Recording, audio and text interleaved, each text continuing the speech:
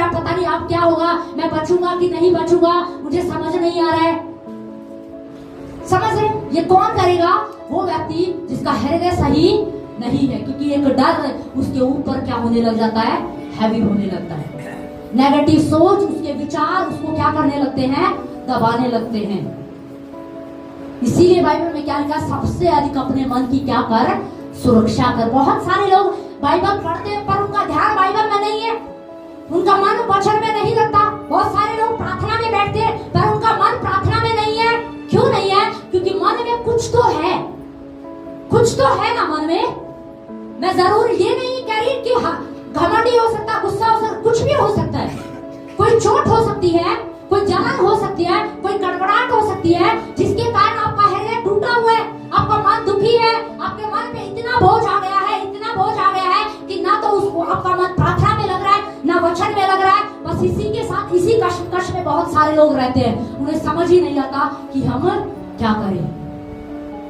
पर पिछले संडे आपको याद है हमने क्या सीखा था? जब दाऊद एक पाप के बोझ से दबा हुआ था तो दाऊद ने परमेश्वर से कहा, भजन संहिता 51:10 में कहा, हे परमेश्वर मेरे अंदर क्या कर, शुद्ध मन उत्पन्न कर।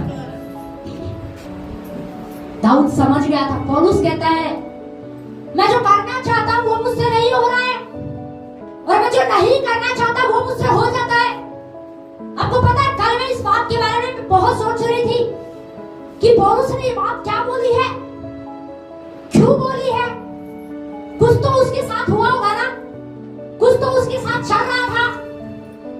हो सकता है पहले उसको समझ में ना आया हो, पर जब उसको समझ में आया तो परमेश्वर से कह रहा, प्रभु जो मैं करना चाहता हूँ वो मुझसे नहीं हो रहा, और जो मैं नहीं करना चाहता वही मुझसे क्या है, हो जाता है। तब परमेश्वर ने उससे कहा, पौलुस मेरा अनुग्रह तेरे लिए काफी है। पौलुस मेरा अनुग्रह तेरे लिए काफी है। Hallelujah, hallelujah. परिस्थितियां आपको दबा रही होंगी, समस्याएं आपको दबा रही होंगी, आपको चोट पहुंचा रही होंगी, आपको दुखी कर रही होंगी, पर बाइबल में लिखा, परमेश्वर ने, यीशु मसीह ने पौलुस से कहा, हे पौलुस मेरा अनुग्रह तेरे लिए क्या है, काफी है। इसका मतलब यीशु मसीह पौलुस से कहना चाहता था, तू इन सब चीजों से लड़ सकता है। हालेलुया। पौलुस पर यीशु मसीह पौलुस से कह रहा था, इसका मतलब है यीशु कह रहा था, तू इन परिस्थितियों से लड़ सकता है, तू कमजोर नहीं है, मैंने तुझे वो ताकत दी है, मैंने तुझे वो बल दिया है कि तू इन समस्याओं पर विजय पा सकता है। हालेलुया। तू जयवंत हो सकता है। तेरा मन प्रार्थना में नहीं है पर तू इस बात पे जयवंत हो सकता है। तेरा मन बाइबल पढ़ने में नहीं है पर तू इस बात पर क्या हो सकता है, जयवंत हो सकता है। हालेलुया। तू जीत पा सकता है। समझ रहे? कई लोग ऐसे हो जाते हैं, अपने आप को ऐसे छोड़ देते हैं, ओ प्रभु बस मैं कुछ नहीं कर सकता, अब तो तू ही कर, बस अब मैं कुछ नहीं कर सकता, मैं प्रार्थना नहीं कर सकता, मैं आराधना नहीं कर सकता, मैं वचन नहीं पढ़ सकता, मैं कुछ नहीं कर सकता। वो खुद से कोई भी प्रयास करना नहीं चाहते। नहीं, ऐसे परमेश्वर काम नहीं करेगा। दाऊद ने प्रयास किया कि नहीं किया? दाऊद ने क्या बोला? दाऊद ने बोला, हे परमेश्वर मेरे अंदर क्या कर, शुद्ध मन उत्पन्न कर। क्योंकि दाऊद समझ गया था ये मन का सिस्टम है और इसको सही होना क्या है, जरूरी है। वो समझ गया था। प्रार्थना में मन नहीं लग, प्रार्थना नहीं कर पा रहा हूं, करना चाहता हूं पर कर नहीं पा रहा हूं, इसका मतलब मन में कुछ है। मैं आराधना कर रहा हूं, प्रभु मेरा ध्यान आराधना में क्यों नहीं है, प्रभु मुझे समझ नहीं आ रहा, इसका मतलब मन सही नहीं है। कई लोग इसी बात में उलझे रहते हैं, हमें समझ में नहीं आ रहा। अगर वो ये कहते हैं ना हमें समझ में नहीं आ रहा, तो मैं बता दूं इसका मतलब मन में कुछ गड़बड़ है, मन में कुछ चल रहा है, मन में कोई दिक्कत है, जिसका सही होना क्या, जिसका सही समय पर इलाज होना क्या है, जरूरी है। उसकी मरम्मत होनी क्या है, जरूरी है। दाऊद सही समय पर परमेश्वर के पास चला गया और परमेश्वर से कहा, हे परमेश्वर मेरे अंदर क्या कर दे, शुद्ध मन उत्पन्न कर दे। प्रभु मेरे बस की बात नहीं है, मैं करना तो कुछ और चाहता हूँ, मुझसे कुछ और हो रहा है, मुझे समझ में नहीं आ रहा है, ये मन मेरे वश में नहीं है, मेरे मन पर मुझे जीत पाना सिखा, इसे वश में करना सिखा। समझ रहे? तो हमें इसकी क्या करनी है? सुरक्षा करनी है। भजन संहिता 51 की 10 में क्या लिखा हुआ है? दाऊद कह रहा है, क्या कह रहा है? पहला पॉइंट है, आप लिख सकते हैं इसे। पहली बात, अगर आप अपने मन की सुरक्षा करना चाहते हैं तो जो आप अपने घर में कर सकते हैं,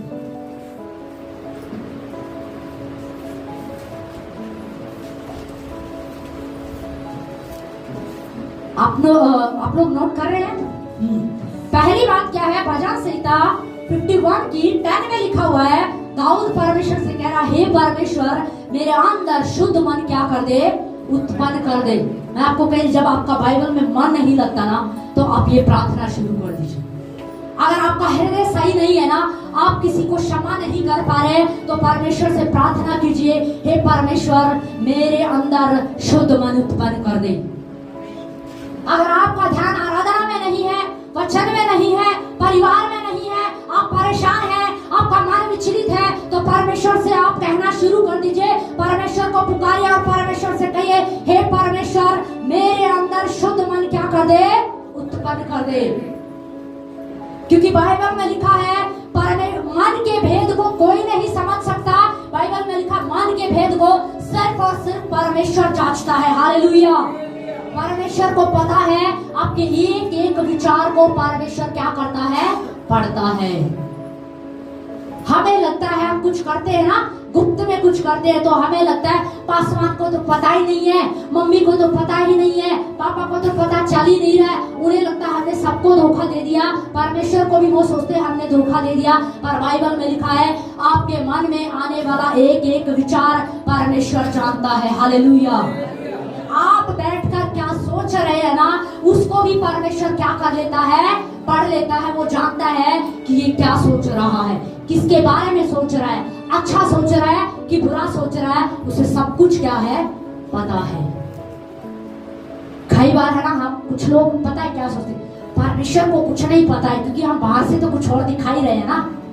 हम बाहर से कोई बात नहीं, उस भाई के प्रति हमारे अंदर कड़वड़ाहट है, तो क्या हुआ? हम मुंह पे तो, चेहरे पे तो स्माइल रखते ही है ना। जब भी मिलते हैं हंस के ही मिलते, जय मसीह की, जय मसीह की। तो प्रभु को तो हमें क्या लगता है? प्रभु इसी से खुश है। प्रभु को दिख रहा है ना, मैंने हाथ मिलाया ना, मेरे चेहरे पे स्माइल थी ना। पर परमेश्वर की दृष्टि आपके हाथ पर नहीं थी, आपके स्माइल पर नहीं है। परमेश्वर की दृष्टि किस पर थी? आपके हृदय पर। बेटा ये तो तू ऊपर से कर रहा है, मुझे पता है। करते हैं कुछ लोग, आप सोचोगे कैसे करते हैं। एक वचन और पढ़ेंगे हम लोग, क्या लिखा उस वचन में? मत्ती की पुस्तक उसका 23 अध्याय, उसका 27 और 28 पढ़िए जरा, क्या लिखा है?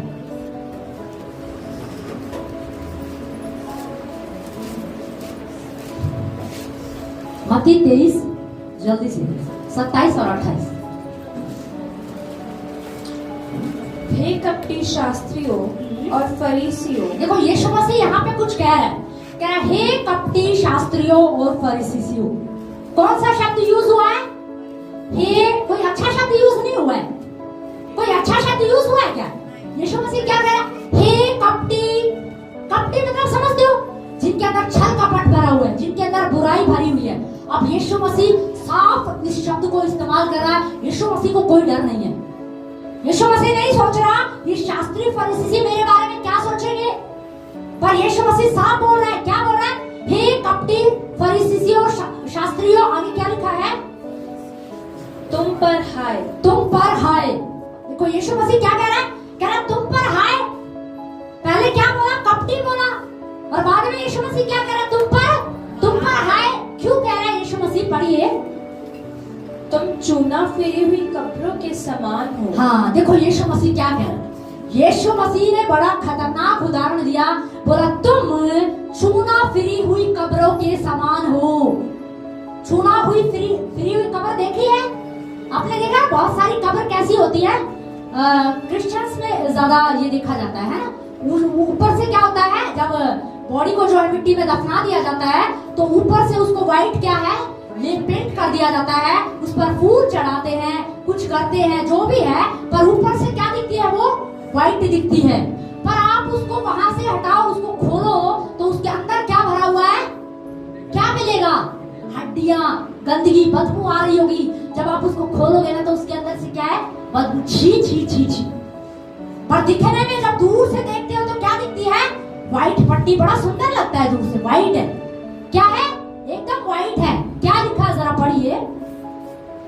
जो ऊपर से तो सुंदर दिखाई देती हाँ, है। जो ऊपर से क्या दिखाई देती है, सुंदर दिखाई देती है। जब आप कहीं से निकलोगे ना ऐसे, और आप जब ऐसे व्हाइट पट्टी में जो कब्रों को देखोगे तो दूर से बड़ा व्हाइट व्हाइट व्हाइट व्हाइट बड़ा सुंदर दिखता है, पर जब आप उनके खोल के देखोगे तो देखो क्या निकलता है उसमें। और आगे क्या लिखा है, परंतु भीतर मुर्दों की हड्डियों हाँ, और सब प्रकार की मलिनता से भरी है। इसी रीति से तुम भी ऊपर से मनुष्य को धर्मी दिखाई देते हो। हाँ, इसी रीति से, जैसे वो कब्र है ना, इसी रीति से तुम बाहर से तो धर्मी दिखते हो, तुम बाहर से तो अच्छे दिखते हो, तुम बाहर से सही दिखते हो, पर अंदर का सिस्टम सही नहीं है।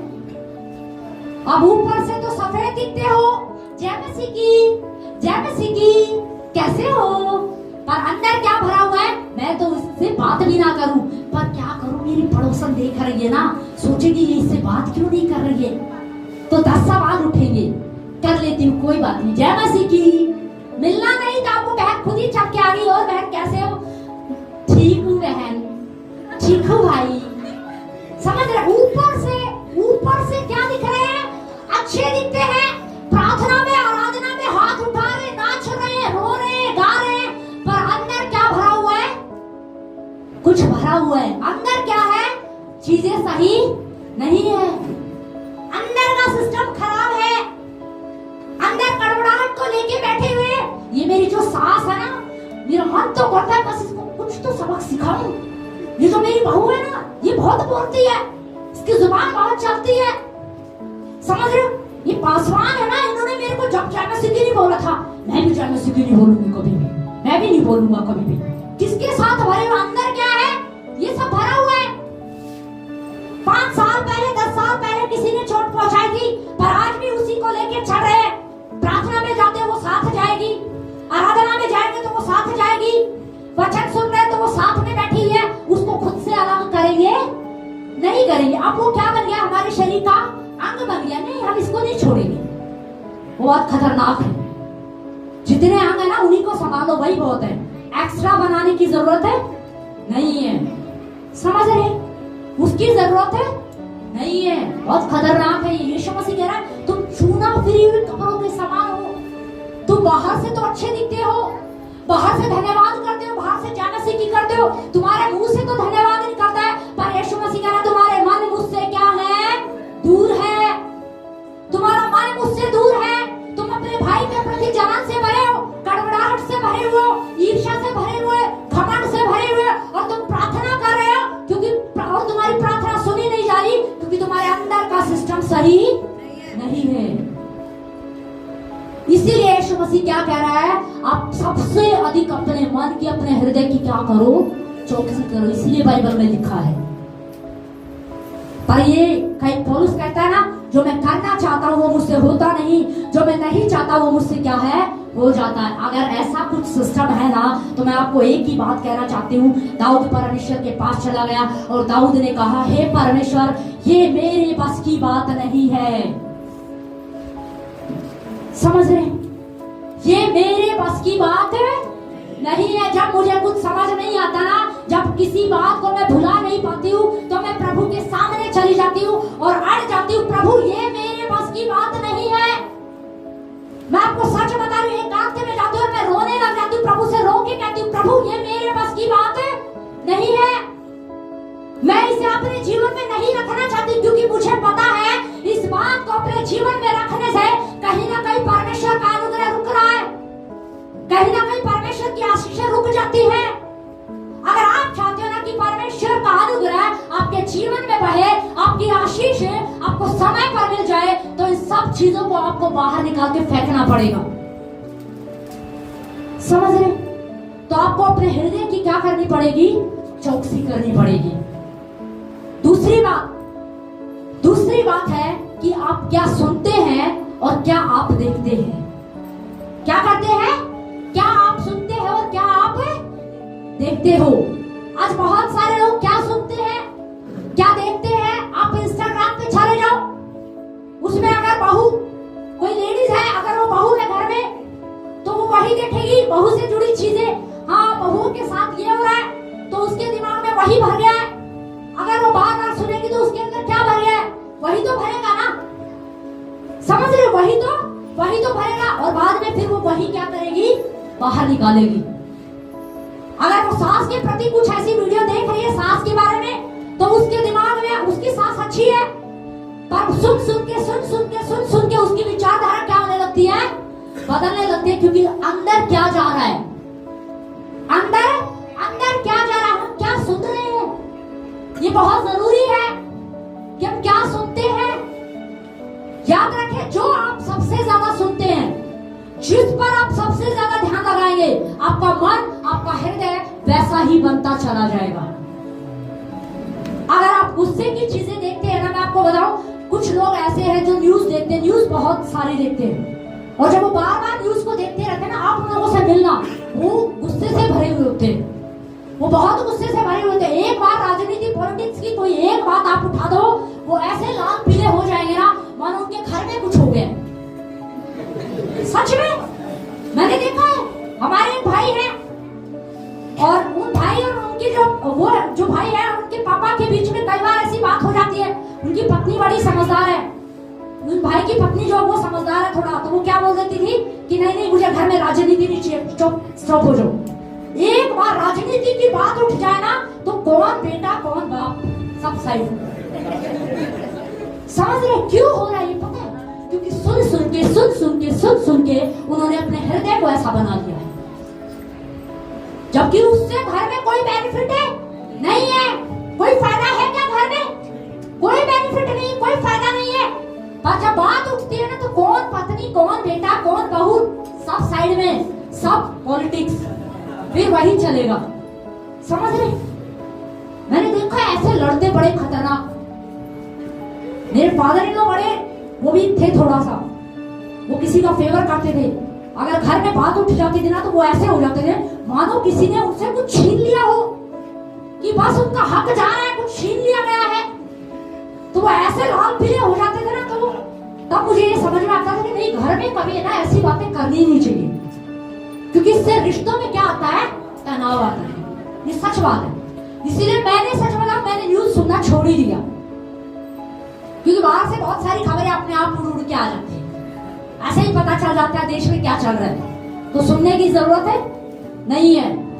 ये ध्यान रखिए, जो आप ज्यादा सुनोगे ना, आप नेगेटिव, अगर आप किसी नेगेटिव व्यक्ति से मिलोगे ना, जो चोट खाया हुआ है, ये नेगेटिव व्यक्ति से मिलोगे, तो उसके पास आप क्या सुनोगे? कोई अच्छी बात मिलेगी क्या? वो बस यही बोलेगा, कुछ नहीं होता है, कुछ नहीं होगा, अरे ये बीमारी कभी ठीक नहीं होगी, तुम इस बीमारी में ही मर जाओगे, ये बीमारी का कोई इलाज नहीं है।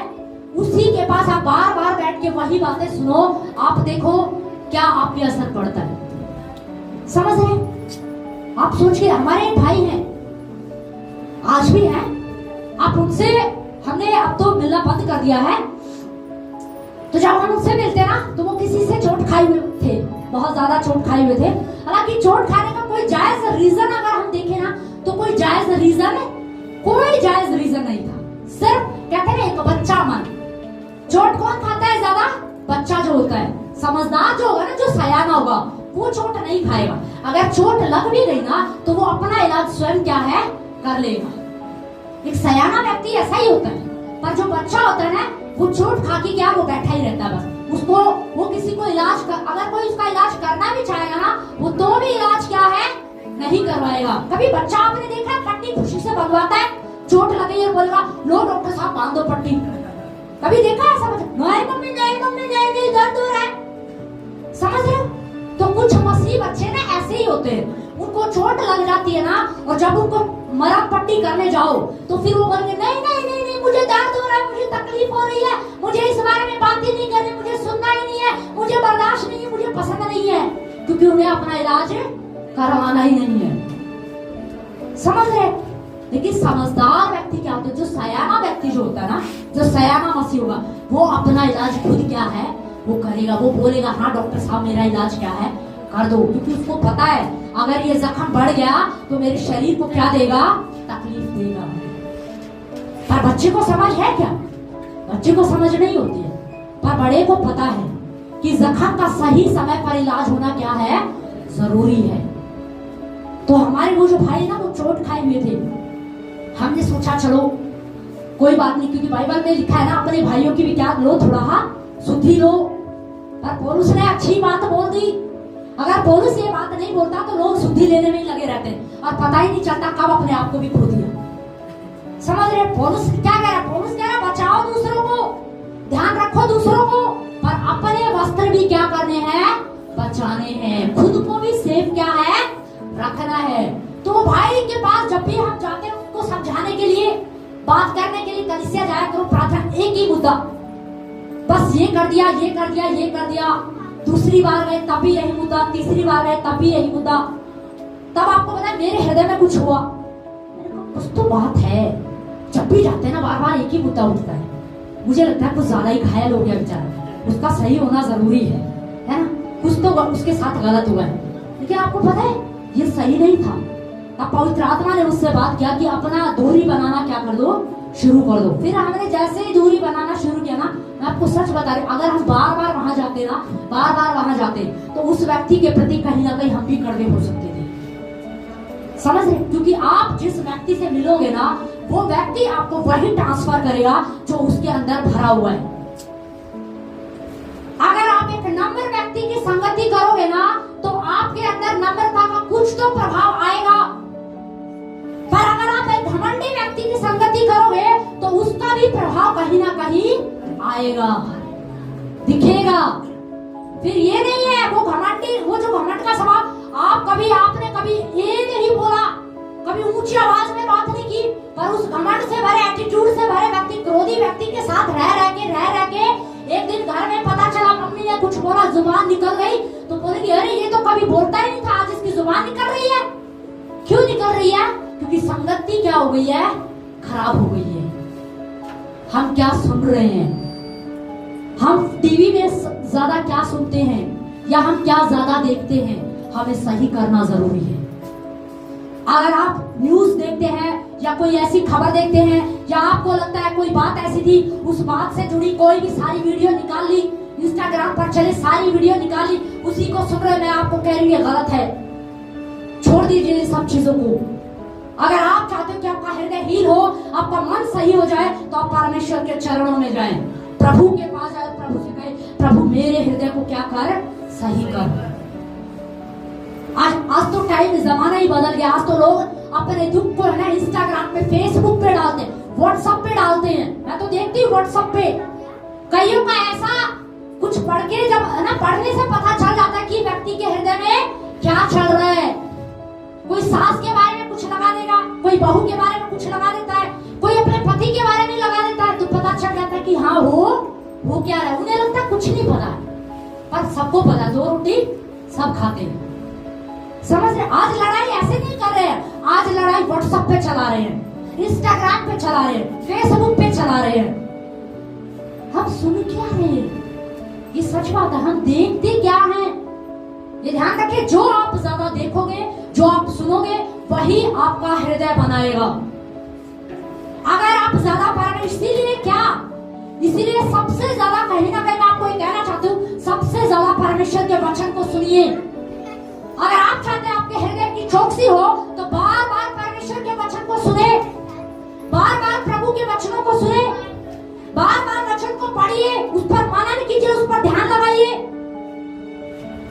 ताकि आपका हृदय किससे भर जाए, वचन से भर जाए। समझ रहे? अपने मन की अगर आपको सुरक्षा करनी है तो आपको क्या पढ़ना पड़ेगा, वचन पढ़ना पड़ेगा। अगर आप चाहते हैं आपका मन सुरक्षित रहे, तो सबसे ज्यादा क्या सुने, वचन को सुने। आपका मन दुखी है तो आप देखिए यूट्यूब पर हमारे चैनल पे कौन से वाला ऐसा संदेश है जो मुझसे बात करेगा, जो मेरे हृदय को सही करेगा, उसको निकालिए, उसको बार बार सुनिए, बार बार सुनिए, बार बार सुनिए।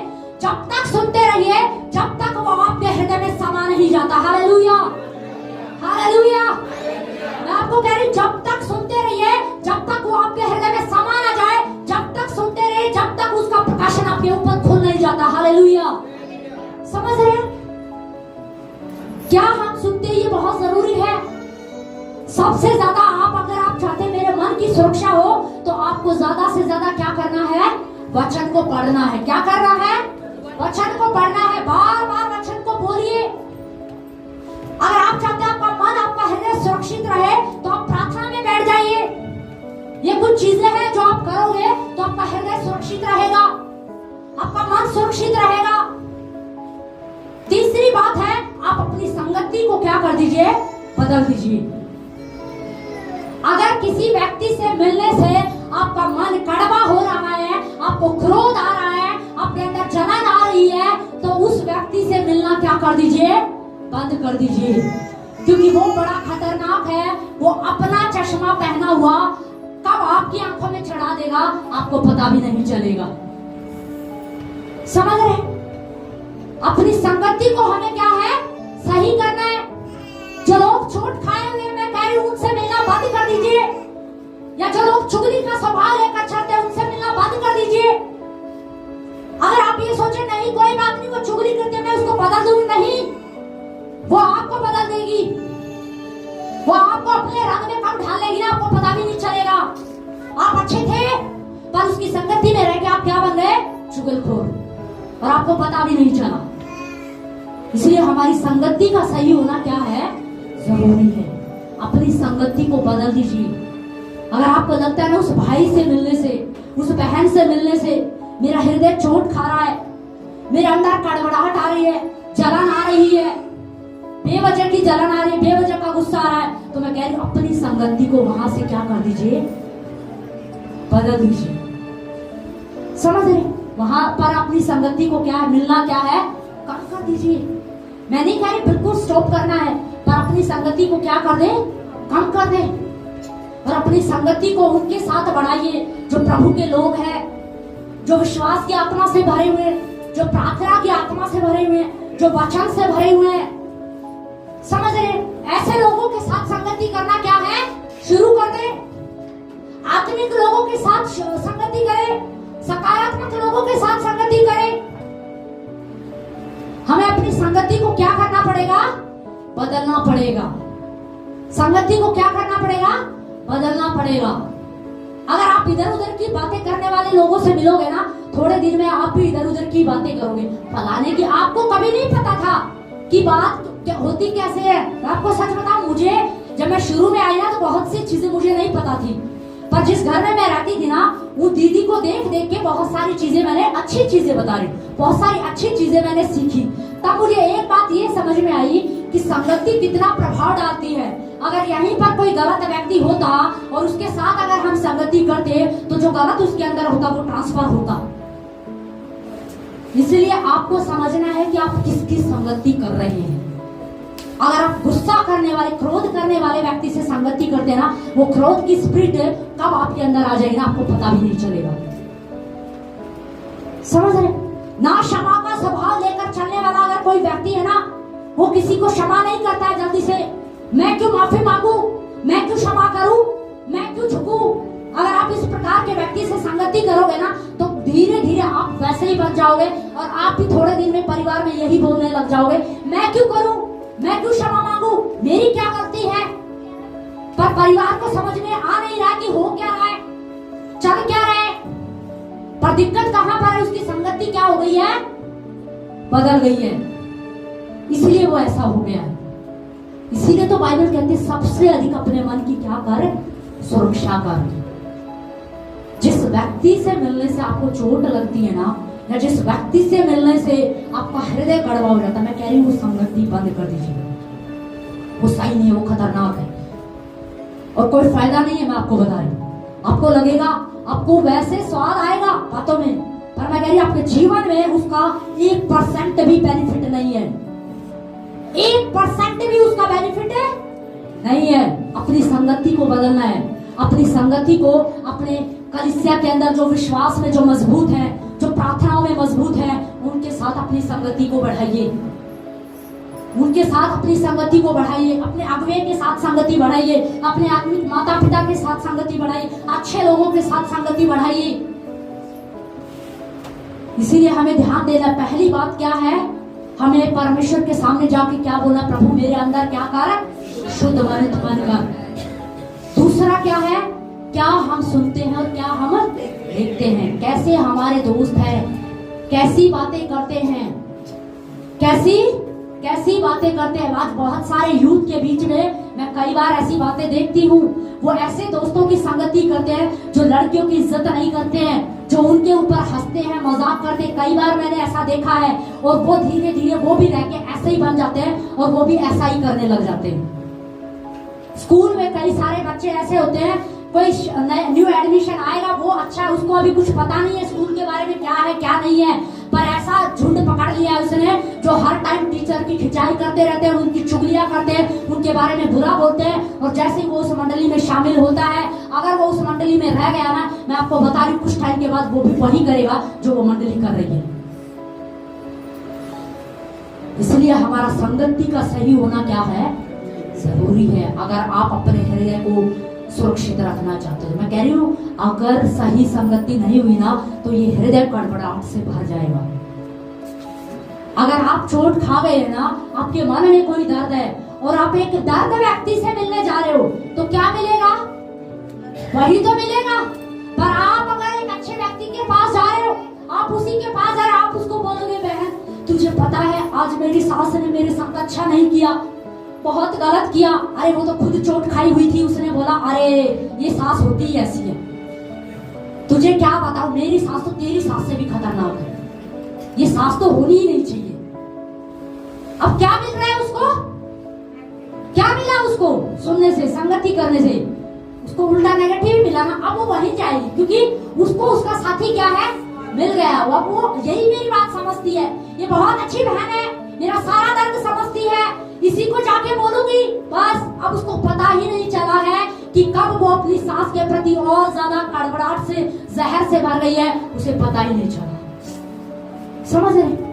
इसलिए हमारा संगति का सही होना क्या है, जरूरी। हम किसके साथ संगति कर रहे हैं, हम किसके साथ संगति कर रहे हैं। हमें अच्छा लगता है उन्हीं लोगों के साथ संगति करने का। हमें कोई चोट लग गई, कोई बात है, तो उसी व्यक्ति को तुरंत ढूंढ लेते हैं, कौन है, ये है, तुरंत ढूंढ लेते। होता है ऐसा सच में। एक स्कूल में सीधे बच्चे ना जो होते हैं, वो अपने सीधे साधे भोले वाले ग्रुप को ढूंढ ही लेते, ये सीधी से चल मैं भी इसी के साथ। पर एक होता है चालाक सा, तेज चतुर, वो अपने आप पकड़ लेता, ये है मेरी कैटेगरी का, आने दो, अपने आप अपना साथी पकड़ लेते हैं, उनको पता ये मेरे जैसा है। समझ रहे? तो हमारी संगति का सही होना क्या है, जरूरी। क्योंकि बाइबल में लिखा परमेश्वर की दृष्टि आपके हृदय पर है। परमेश्वर की दृष्टि किस पर है, हमारे मन पर है। वो बाहरी रूप को नहीं देखता है, मनुष्य बाहरी रूप को देखता है, पर परमेश्वर किसको देखता है, अंदर को देखता है। समझ रहे? चौथी बात क्या है, किसी भी ऐसे व्यक्ति के साथ संगति मत कीजिए जो चोट खाया हुआ है, ध्यान दीजिए, या जो इस प्रकार के स्वभाव को लेकर चलता है। अगर आप इस प्रकार के व्यक्ति के साथ संगति करोगे तो आप कभी भी अपने हृदय को हील नहीं कर पाओगे, ध्यान दीजिए आप। समझ रहे? एक बीमार व्यक्ति से मिलकर आपकी कोई चंगाई नहीं है। अगर आप बीमार हो गए, बीमार के पास जाओगे क्या, क्या किसी बीमार के पास जाओगे? किसके पास जाता है बीमार व्यक्ति? डॉक्टर के पास, ताकि क्या हो जाए, इलाज हो जाए। क्या हो जाए, इलाज हो जाए। डॉक्टर के पास जाएंगे तो डॉक्टर क्या करेगा, जख्म को पहले क्या करेगा, साफ करेगा। कोई बात नहीं, देख तेरी सास ने ऐसे बोल दिया ना, कोई बात नहीं, अरे वो बुजुर्ग है, बड़ी है, थोड़ा उसका दिमाग ऐसा हो गया, कोई बात नहीं, छोड़ो, ज्यादा मन से बात नहीं लगाते हैं। पर अगर बीमार के पास जाओगे तो क्या मिलेगा, हाँ ये सही बोल रही है, सच बोल रही है तू, ये ऐसी होती है, ये ऐसा ही है, इसका स्वभाव ही ऐसा है। पर डॉक्टर क्या करेगा, पहले उस जख्म को साफ करेगा, कोई बात नहीं, कोई बात नहीं, छोड़ दो। और फिर क्या करेगा, वो पट्टी करेगा, उसके लिए प्रार्थना करेगा, उसको वचन से सिखाएगा, उसको वचन बताएगा। समझ रहे हैं? तो हमारी संगति का सही होना क्या है, जरूरी है। आपको पता है हम बड़े लोगों की प्रॉब्लम क्या है, हम बच्चों की संगति पर ध्यान रखते हैं। किस पर ध्यान रखते हैं, अपने बच्चों की संगति पर ध्यान रखते हैं। मेरा बच्चा उससे नहीं मिलना चाहिए, मेरा बच्चा वहां नहीं जाएगा, मेरा बच्चा उससे नहीं मिलेगा, वो बच्चा सही नहीं है। पर खुद की संगति पर कोई ध्यान किसी से भी मिले, हमें क्या करना, हम किसी से भी मिले नहीं। मुझे लगता है बच्चों से ज्यादा हमें जरूरत है अपनी संगति को सही करने की। अगर हमारी संगति सही होगी ना तो हमारे बच्चे भी क्या हो जाएंगे, सही हो जाएंगे। हमारी संगति अच्छी होगी ना तो हमारे बच्चों की भी संगति अच्छी होगी। फिर आपको अपने बच्चों के साथ मेहनत करने की जरूरत नहीं पड़ेगी। हालेलुया, समझ रहे हैं? पर आप ही चुगलखोरों के साथ जाकर संगति करोगे तो बच्चे कहाँ जाएंगे? बच्चे भी तो मम्मी के पीछे पीछे ही जाएंगे, पापा के पीछे पीछे ही जाएंगे। तो वो जो सुनेंगे वो वही तो करेंगे। और फिर हम क्या बोले, उसके साथ मत रहना, उसके साथ मत बैठना। समझ रहे? सबसे पहले इसका मतलब संगति किसकी सही होनी जरूरी है? बोलो हमारी, बोलो मेरी। समझ रहे? हमारी संगति सही होगी तो हमारे बच्चों की संगति भी सही होगी। हमें बदलना है, बहुत सारी चीजों को हमें समझना है। और आखिरी पॉइंट क्या है? अगर आप चाहते हैं ना कुछ लोगों के प्रति, अगर आप कुछ लोग, कई बार क्या होता है ना, कुछ लोगों के प्रति किसी का मन अगर कड़वा हो जाता है, हृदय भर जाता है, तो मैं एक प्रैक्टिकल अपना अनुभव, लाइफ का अनुभव बता सकती हूँ कि अगर किसी के प्रति आपका मन कड़वा हो गया है ना, किसी के प्रति आपका मन भर गया है और आपको समझ में नहीं आ रहा कि मैं क्या करूं, तो पहली बात तो मैंने आपको बताना क्या करनी है, प्रार्थना करनी है। दूसरा, उस व्यक्ति के प्रति जिसके प्रति आपके अंदर कड़वड़ाहट भरी हुई ना, उस व्यक्ति की कमियों को देखना क्या कर दीजिए, बंद कर दीजिए। अगर आप चाहते हैं ना आपका हृदय सही हो जाए, देखिए ध्यान दीजिए, आपका हृदय सही होगा तो इसका फायदा किसको है? आपको ही है। आपका हृदय सही होगा तो इसको बेनिफिट किसको है? आपको ही है। आपका शरीर सही रहेगा, कोई बीमारी नहीं होगी, आप हंसते रहोगे, लंबी उम्र जियोगे, आपका ऊपर परमेश्वर की जो आशीष होगी वो आपके ऊपर आएगी। तो फायदा है कि नहीं है? है कि नहीं है फायदा? समझ रहे? तो अगर किसी के प्रति हृदय के अंदर कोई समस्या आ गई है ना, कोई बात आ गई है, तो मैं कह रही हूँ उस व्यक्ति की कमियों को देखना क्या कर दीजिए, बंद कर दीजिए। ये ध्यान दीजिए आप। अगर आप बार बार उस व्यक्ति की कमियों को देखते रहेंगे, याद करते रहेंगे, तो आप कड़वड़ाहट से भर जाएंगे। ये ध्यान से सुनिए, ये सच बात है। आप इतना कड़वड़ाहट से भर जाओगे कि वो कड़वड़ाहट है ना बाहर नजर आने लग जाएगी। कैसे नजर आएगी आपको पता है? फिर आप लोगों को बोलना शुरू कर दोगे, मेरी बहू ऐसी, मेरा सास ऐसी, मेरा पति ऐसा, मेरी ननद ऐसी, मेरे लोग ऐसे, ये ऐसी, ये वैसी। वो जलन कहाँ थी? अंदर थी, पर धीरे धीरे वो जलन अब कहाँ आने लग गई है? बाहर आने लग गई है। अगर आप उस व्यक्ति की कमियों को देखते रहोगे ना, मैं आपको सच बता रही हूँ, आप बहुत कड़वे हो जाएंगे। इसीलिए उस व्यक्ति की कमियों को देखना क्या कर दो, बंद कर दो। और क्या करना है वो भी ध्यान से सुनिए। कभी ना कभी लाइफ में अगर उस व्यक्ति ने आपके जीवन में एक भलाई भी की है ना, ध्यान से सुनिए, अगर उस व्यक्ति ने आपके जीवन में एक भलाई भी किया ना, तो उस भलाई को याद कीजिए। मैं आपको सच बात, ये प्रैक्टिकल अनुभव मैं आपको बता रही हूँ जो मैंने किया है और जिसको मैंने महसूस किया है और जिससे मुझे लगा हाँ ये एक हृदय को हील करने की एक अच्छी मेडिसिन है, ये एक अच्छा उपाय है। इससे अपने हृदय को क्या किया जा सकता है? हील किया जा सकता है। समझ रहे? अगर कभी भी उस व्यक्ति ने आपके जीवन में कोई अच्छी बात की है ना, कुछ भलाई की है, तो बार बार अपनी आंखों को बंद कीजिए और उस समय को याद कीजिए। उस समय में जाइए जब उस भाई ने, उस बहन ने या किसी ने भी आपके साथ भलाई की है, उस भलाई को बार बार याद कीजिए, बार बार याद कीजिए, उस भलाई को बार बार याद कीजिए। और जैसे ही आप उस भलाई को बार बार याद करते रहेंगे ना, बार बार याद करते रहेंगे, मैं कह रही हूँ आपका हृदय उसके प्रति कड़वड़ाहट से खत्म होने लग जाएगा। आपके अंदर जो हृदय में कड़वड़ाहट होगी ना, वो धीरे धीरे क्या होने लग जाएगी? कम होने लग जाएगी, खत्म होने लग जाएगी। ये एक अच्छा उपाय है। अगर आप चाहते हैं ना आपका हृदय सही रहे, तो आप ये करके देखिए। समझ रहे?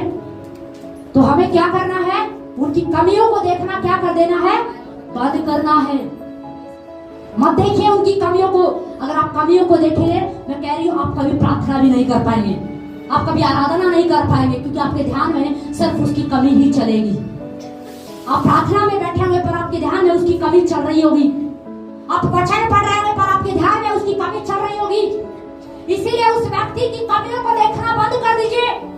उस व्यक्ति ने जो आपके जीवन में कभी भी एक भलाई किया है, उस भलाई को याद कीजिए और उस भलाई के लिए धन्यवादित कीजिए। उस भलाई के लिए धन्यवादित हुइए और प्रभु से कहना, प्रभु तेरा धन्यवाद, उस भाई ने मेरे जीवन में ये भलाई की थी और मैं उस भाई को क्षमा करता हूं, उस बहन को क्षमा करती हूँ। तो आपका हृदय क्या हो जाएगा? सुरक्षित रहेगा।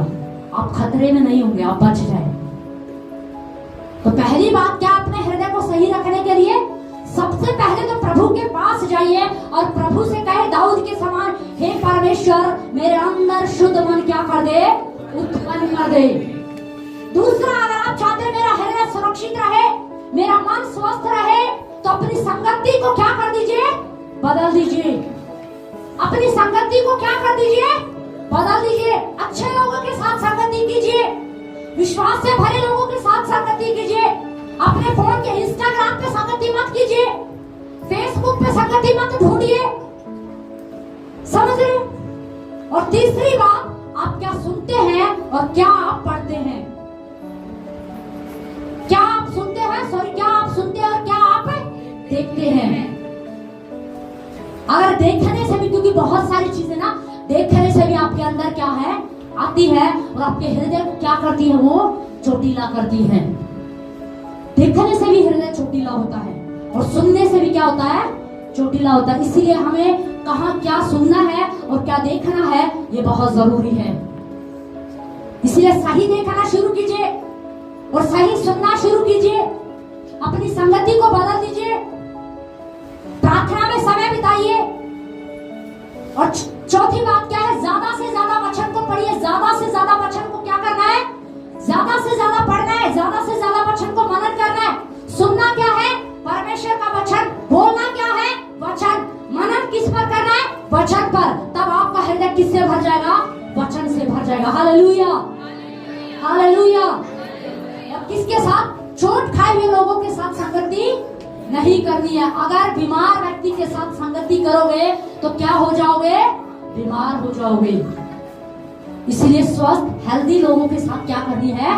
संगति करनी है। जो विश्वास से भरे हुए, जो पवित्र आत्मा से भरे हुए, जो वचन से भरे हुए, जो प्रकाशनों से भरे हुए, ऐसे लोगों के साथ संगति कीजिए। Hallelujah, hallelujah. और लास्ट बात क्या है? उनकी कमियों को देखना क्या कर दीजिए? बंद कर दीजिए। आपकी लाइफ में अगर उसने एक भलाई भी की है ना, तो मैं आपको कहना चाहती हूँ, उस भलाई को याद करके आप धन्यवाद करें। Hallelujah, hallelujah. ये कुछ चीजें हैं जो आपके हृदय को क्या रखेंगी? स्वस्थ रखेंगी। आपके मन की क्या करेंगी? सुरक्षा करेंगी। क्योंकि बाइबल में क्या लिखा है? परमेश्वर अपने आप को परमेश्वर के क्या कर दे? अधीन कर दे। अपने आप को किसके अधीन कर दे? परमेश्वर के अधीन कर दे। और फिर शैतान का क्या कर? सामना कर, तो तुम्हारे सामने से क्या हो जाएगा? भाग जाएगा। Hallelujah, hallelujah. दाऊद परमेश्वर के सामने गया और दाऊद ने परमेश्वर से कहा, हे परमेश्वर मेरे अंदर शुद्ध मन उत्पन्न कर, क्योंकि ये मेरे बस की बात नहीं है। दाऊद ने अपने आप को परमेश्वर के अधीन कर दिया। और बाइबल में लिखा, जब आप अपने आप को परमेश्वर के अधीन कर देंगे और तब आप शैतान का सामना करें, तो शैतान आपके सामने से क्या हो जाएगा? भाग जाएगा। फिर वो कोई भी नेगेटिव विचार आपके अंदर नहीं डाल पाएगा। कोई जलन आपके अंदर नहीं डाल सकता, कोई गड़बड़ाहट आपके अंदर नहीं डाल सकता, कोई घमंड आपके अंदर नहीं डाल सकता, क्योंकि आपने अपने आप को किसके अधीन कर दिया है? परमेश्वर के अधीन कर दिया। हालेलुया। अगर आप खुद को परमेश्वर के अधीन कर देंगे तो परमेश्वर आपकी सुरक्षा करेगा। Hallelujah, hallelujah. इसीलिए तो बाइबल में लिखा, सबसे अधिक अपने मन की क्या कर? रक्षा कर। क्योंकि जीवन का मूल स्रोत यही है। यहीं से जलन निकलती है, यहीं से कड़कड़ाहट निकलती है। अगर अच्छी चीजें निकल रही है तो वो भी यहीं से निकल रही है। अगर कुछ बुराई निकल रही है तो वो भी यहीं से निकल रही है। समझ रहे? हमें वो व्यक्ति नहीं बनना, वो इंसान नहीं बनना है उस कब्र के समान, जो बाहर से तो सुंदर दिखते हैं, जो बाहर से धर्मी दिखाई देते हैं, जो बाहर से अच्छे दिखाई देते हैं, पर उनके अंदर क्या भरा हुआ अपने देखा है घर परिवार में अपने सबके में दिखता है, कहीं ना कहीं ये नजर आता है। जब परिवारों में शादियों में जाएंगे ना तो दिल मिले हुए नहीं होते हैं, मन मिले हुए नहीं होते, मन खुश नहीं होता है, पर फिर भी जा रहे हैं फॉर्मेलिटीज के लिए। मैं बहुत सोचती हूँ कि ये फॉर्मेलिटीज क्यों, पर मैंने देखा करते हैं। मन खुश नहीं है पर फिर भी बैठते हैं, मन में कड़वड़ाहट वाली फिर भी बात कर रहे हैं। ऊपर से तो अच्छा क्या करते हैं दिखते हैं, पर अंदर क्या भरा हुआ है? गंदगी भरी हुई है, कड़वड़ाहट भरी हुई है। तो हमें ऐसा व्यक्ति क्या है नहीं बनना। ऐसा व्यक्ति बहुत खतरनाक है, उसे पता नहीं है कि वो जाने अनजाने में अपना ही नुकसान कर रहा है, अपना ही क्या कर रहा है? नुकसान कर रहा है। यीशु मसीह नहीं कह रहा है क्या? यीशु मसीह कह रहा है ये होठों से मेरा आदर करते हैं पर इनका मन मुझसे क्या है? दूर है। सदूकी शास्त्री फरीसी से यीशु मसीह बात कर रहा है। उन ज्ञानवान लोगों से जो अपने आप को ज्ञानवान समझते थे, उनको यीशु मसीह कह रहा है, कह रहा तुम होठों से मेरा आदर करते हो पर तुम्हारा मन मुझसे क्या है? दूर है। तुम सही न्याय नहीं करते, तुम झूठ बोलते हो, तुम चोरी करते हो, तुम गलत काम करते हो, तुम क्षमा नहीं करते लोगों को, तुम प्रेम नहीं करते लोगों से, तुम्हारा मन मुझसे क्या है? दूर है। आज हमें समझना है कि हमारा हृदय किसके हाथ में है। इसलिए सबसे अधिक किसकी सुरक्षा करनी है? बोलो अपने मन की। अपने पड़ोसी को बोलो अपने मन की सुरक्षा करनी है। बोलो अपने मन की सुरक्षा करनी है। पहली बात क्या है? क्या थी?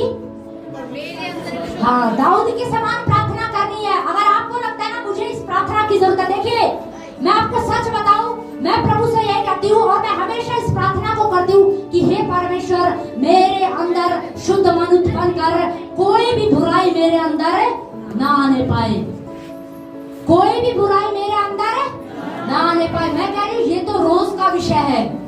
किसका विषय है? ये तो हर रोज का विषय है, क्योंकि व्यक्ति को चोट हर रोज लग सकती है।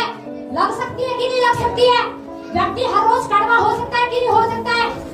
इसीलिए तो हमें मुझे लगता है कि हर रोज की क्या है ये प्रार्थना है कि हे परमेश्वर मेरे अंदर क्या कर, शुद्ध मन क्या कर दे, उत्पन्न कर दे। और दूसरी बात क्या है?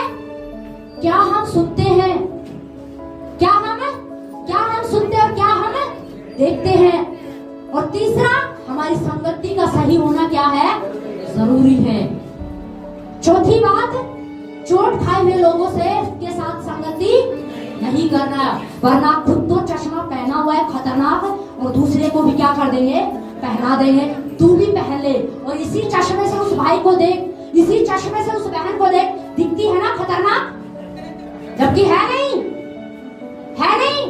अपना चश्मा उसको पहना दिया है, मेरे साथ ये किया, मेरे साथ ये हो गया, वही चश्मा उसको पहना दिया है। आप देख मेरे चश्मे से पहन के देखेगा ना तब तुझे कमी नजर आएगी, अपने चश्मे से तुझे कमी नजर नहीं आएगी। ऐसे लोगों से क्या रहना है? दूर रहना है। और दूसरों की कमियों पर ध्यान नहीं देना है, उनकी अच्छाइयों पर क्या करना है? कोशिश करे उनके अंदर की अच्छाइयों को क्या करना है? ढूंढना है। कोई तो अच्छाई होगी। ऐसा कोई इंसान नहीं है कि उसने कभी भलाई की ही नहीं होगी, नहीं, ऐसा तो नहीं है। समझ रहे? कोई तो भलाई की होगी, उस भलाई को क्या करना है? याद करना है और धन्यवाद देना है। प्रभु उस भाई ने मेरे जीवन में एक भलाई की थी। आपको पता है एक भाई थे, उनके कारण हमें काफी चोट पहुंची थी, पर आपको बताऊं उस भाई ने हमारे जीवन में कई सारी भलाइयां भी की थी। तो मैं हमेशा पास्टर जी को बोलती थी कि कोई बात नहीं, हमें अपने हृदय को उनके प्रति क्या रखना है? सही रखना है और प्रेम से भर के रखना। जानते हैं क्यों? क्योंकि एक समय था उस भाई ने हमारे जीवन में भलाइयां क्या है? की है। और आपको पता है जब भी हम उन भलाई को याद करते ना, चाहे वो चोट कितनी ही बड़ी क्यों ना थी, पर वो चोट हम क्या हो गए? भूल गए, क्योंकि हमने उन भलाइयों को याद करना क्या कर दिया? शुरू कर दिया। जब आप ऐसा करना शुरू करें ना, मैं कह रही हूँ आपका हृदय ठीक हो जाएगा, आपका हृदय सही होने लग जाएगा। समझ रहे हैं? तो हमें अपनी संगति ऐसे लोगों के साथ उनकी कमियों को देखना क्या करना है? बंद करना है। हालेलुया। लेकिन आप सभी अपने स्थानों पर खड़े होंगे।